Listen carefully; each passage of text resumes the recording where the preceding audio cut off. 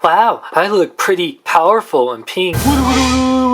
Silly Putty, tricks are for kids. Where you gonna go for your toy review? Short long! Short long! Action figures, big movies, big news! Short long! Short long! What up, big kids? Here's your big review of the Power Rangers 2017 movie Pterodactyl Battle Zord with Pink Ranger and Putty. Here you can see the Pterodactyl Putty right here. Our first look at the Putty, which is really awesome.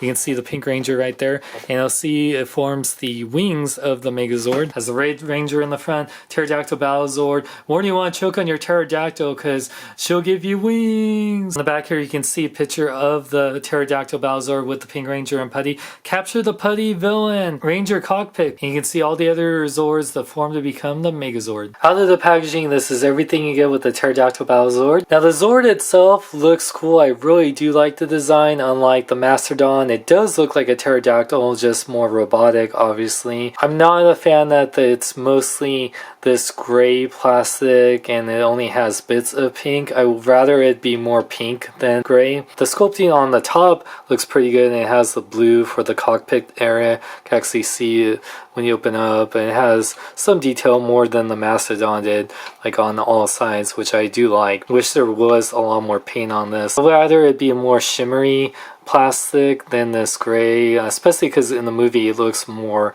shiny, shimmery, splendid. No, but the detail in these, I guess, engines, you got all this pink right here, and then it's just gone. It doesn't like blend or anything. Pretty identical on both ends.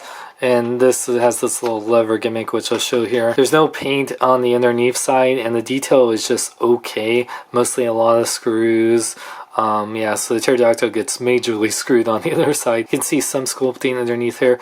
It does have the feet, kind of have sculpting, but not really. It had the gimmick here I'll show in a moment. And you actually try to have it like standing or whatever sitting, it just wants to tip over, at least mine does. No way to really balance it without its beak wanting to just hit the ground. If you're wondering if the Battle Zord has any articulation, not really at all, unless you count the cockpit opening up and then this little gimmick, which I'll just show the gimmick right now.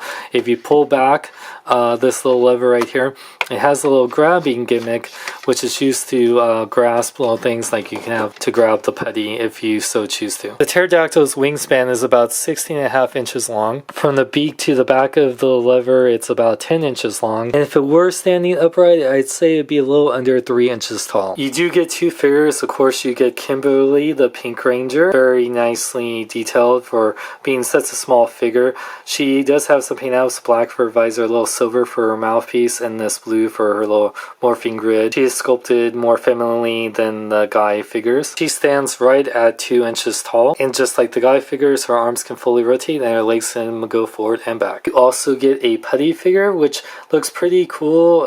It does have little bits of like what seems to be garbage. Like the Putties are created from not only the ground, whatever is on the ground, garbage bits. Definitely look more like rock monsters than Putties, but you know, that's not a bad thing. You know, they look more intimidating. They definitely are big CGI creatures. There is no paint on these guys whatsoever, just in like that light grayish plastic. The Putties are a little bit taller than about 2.5 inches tall. You do have some articulation, their arms just fully rotate. You can take the Kimberly figure, you can actually open up the cockpit, put her in there, and it closes. It doesn't snap into place, and be careful when you're moving this around because this can just flip out and you could lose her. Overall, I haven't been a big fan of these Battle Zords. I like the look of these Zords, especially the Pterodactyl Zord. I like it more than the Mastodon. However, this has pretty much no articulation unless you count the cockpit opening and the little grabbing gimmick. I would like to see the wings have some sort of articulation. This doesn't have that much paint, especially the pink on there is really disappointing. The saving grace to the set is that not only the Pink Ranger but also the Putty,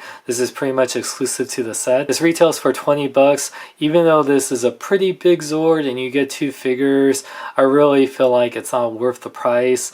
I would have liked some more articulation paint or something. I say if you're a huge fan of Kimberly and the Pterodactyl Zord, then I would say get it. But just like how I felt with the Mastodon Zord, unless you're trying to build the giant Megazord and you have the room for it, or just want the Zords individually, I wouldn't really recommend it. For more, check out my website at SeanLXLong.com. Like me on Facebook, follow me, Twitter, Instagram, links in the description. I'm Sean Long, may I live long and live life. Oh, you feel like garbage? You need a hug. It's time to let the beat drop, and boy does it rock. Ooh, cool stereo. I call on the power of the Mastodon. What the is this? That's a Mastodon? This design really bugs.